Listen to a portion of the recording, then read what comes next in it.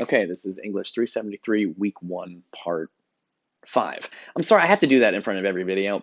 I know it's stupid, but it's the way I keep the videos organized. Because I'm making a fuck ton of videos, because it's like I'm making 10 videos a week for each class, and it's 40 videos a week times 14 weeks. And actually, it's more than that because it's 5 classes. So it's how many videos am I making? Oh my God, it's like 10 times 14 times 5. So whatever that number is, that's how many 10-minute videos I'm making and uploading to YouTube like a psychopath. Um, anyway, so you're gonna have to hear me say that at the front of every video. I'm sorry for that, but that's I gotta keep this shit organized. Um, okay, so Macbeth. I think we're ready to get started on actual Macbeth. So I'll put a trailer on here for you. But my recommendation is that the first thing you do is I think you should read a Wikipedia summary of Macbeth. Just go on Wikipedia and look up the summary. Your teachers told you not to use Wikipedia. What they mean is don't quote Wikipedia in your essays because it's not trustworthy enough.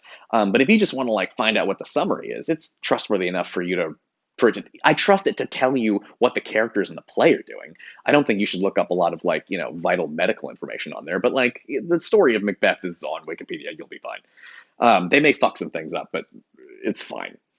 It's close enough. Summaries always fuck things up. Oh, I wanted to say something else about summaries. The reason I do understand why teachers hate summaries. I do get it. And I think students get it too. I think you know this also. Because if you told somebody that your favorite movie was Mission Impossible 6, Mission Impossible 6 is a fucking rad movie. I really like the Mission Impossible movies. If you told somebody Mission Impossible 6 was your favorite movie, and then you were like, man, that's my favorite movie, you should see it. And then your friend goes and reads a Wikipedia summary of Mission Impossible 6, and then you're like, did you see that movie? And they were like, yeah, I read the summary, man. It seemed really cool. Like, no, you can't understand Mission Impossible 6 from reading a summary. Like, you gotta actually watch the exciting fight scenes and shit. You can't just read a summary. And it's the same thing for Shakespeare. That's why teachers get upset when students read a summary instead of the book, because the summary doesn't really capture the book. And you know this, right? If you would not want your best friend to read a Wikipedia summary of the movie instead of watching the movie. You want them to actually have the experience because it's the little details that really matter and make it interesting. Um, so that's why I say read a summary and then read the book. It helps you actually appreciate the details because you already know what's going to happen, and you don't have to spend the whole time being like, "Who's that guy? What's he doing?" And you can spend time on other things like, "Holy shit, this piece of music is fucking rad." Or wow, that was awesome when that horse kicked that guy in the head in John Wick 3. I really enjoyed the horse thing. It's great. It was great. I laughed out loud. John Wick 3, I did feel like all the good fight scenes in John Wick 3 were kind of in the first half. I don't know. Okay. Um, what am I gonna do next? What the fuck was I talking about? I got distracted by Mission Impossible. Um, the movie versions. So I'm going to recommend that you watch a movie version of Macbeth, and I will put a trailer into the playlist so you can see which one I want you to see. The one I want you to see is from, oh geez, I've actually forgotten the date of it. I'm going to have to look it up. I forget the date, but it's a relatively recent movie. I think it's from 2012 maybe. It stars Michael Fassbender, who you may know as Magneto. And let me be clear, there is no bigger X-Men fan than me. I fucking love those X-Men. It stars Michael Fassbender, who you may know as Magneto, who's also in Inglourious Bastards, and he's real cool. He plays Macbeth. Marion Cotillard plays Lady Macbeth. You may know her from Dark Knight Rises, where she plays. Actually, I don't think I can say who she plays. It's a spoiler, isn't it? Anyway, she's in Dark Knight Rises. The director of the movie directed a movie called Assassin's Creed, which I've actually never seen, but it's based on a video game I've never played. Anyway, it's really violent and exciting and fun. Oh, also, the king is played by Lupin from Harry Potter, which is kind of fun. Anyway, so that's I recommend that you watch that movie. And you can go on Amazon or YouTube or something and rent it. It doesn't cost that much to like. And you don't have to buy any books, so you can spend a couple of bucks renting. You just rent 3 movies for this class. Right now, I'll tell you which ones, but start off with the Macbeth. By Michael Fassbender. There are other good versions of Macbeth, including one with Patrick Stewart. That's very good. And there's a lot. Really, any version of Macbeth you feel like watching, great. Some of them, though, are pretty garbagey, and I recommend you watch the one I'm telling you to watch with Michael Fassbender in it. So I'll put a trailer in there for that. I should make a note to do that. Um, I'm actually going to write that down now. So when I make these videos, I always tell my students I'm going to include other things, and then I forget. All right, let me add that in there. Okay. Okay, so you watch that movie, and honestly, you could stop this and go watch that movie and come back here and keep going. Or maybe you've already seen it because I think I'm going to tell you to watch it before I put this video up. Anyway, whatever. The point is, watch that movie. It's pretty cool. Okay, so let's get started on Macbeth, right?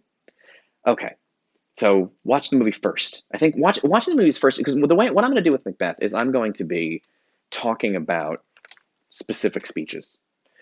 And if you've seen the movie, then you'll know, then I can just be like, oh, this is the part where Macbeth visits the witches. And you'll be like, oh, I know that part. I remember that from the movie. And then we can talk about the speech. And you know where the speech fits into the overall story.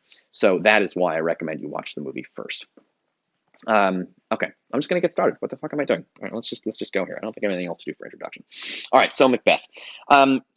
The opening of Macbeth has the witches, this very famous sing-songy, creepy, when shall we three meet again, in thunder, lightning, or in rain, when the hurly-burly's done, when the battle's lost and won. And then at the beginning of Macbeth, there's a huge battle.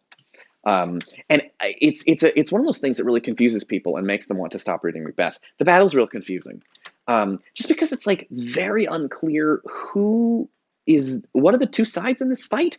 It's essentially like a civil war, but it's being supported by other neighboring countries. It doesn't. Here, I'll tell you this: it doesn't fucking matter. It doesn't matter. It's not going to come up again. The reason the play starts with a giant battle with a bunch of randos you're never going to fucking see again, is because Shakespeare wants to introduce you to Macbeth on the battlefield, because that is where Macbeth is the best. He is fantastic on that battlefield. Okay, cool. I will say one of the funny things about Macbeth is that obviously one of the things that happens in Shakespeare is a lot of characters to keep track of. In Macbeth, there's Macbeth, the main character, his wife, Lady Macbeth. I mean, there's a king that they kill, but like that dude's not in the play that much. And then there's Malcolm and Macduff are like the guys fighting against Macbeth. But really, everybody else in the play doesn't matter.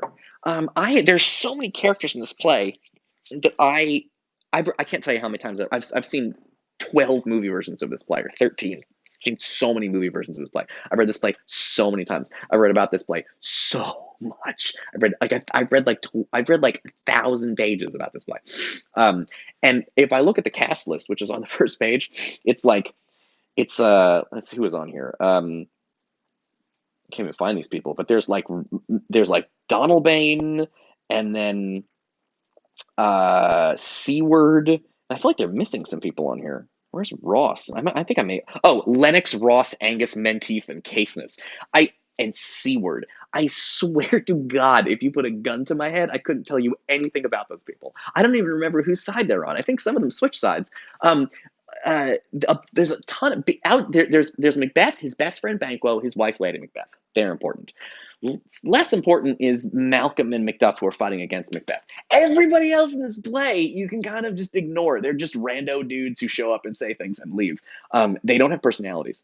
They're incredibly boring and interchangeable. And for the life of me, I've read this play so many times I can't remember anything about any of them. But I think there's a reason Shakespeare does this. I think it's really interesting. I think Shakespeare makes all these characters boring on purpose. Why does he do that? Why would you want to make boring characters in your play? That seems stupid. Because Macbeth is the main character, and he is very unlikable. He's a fucking bad guy. This is a story where the main character is a villain.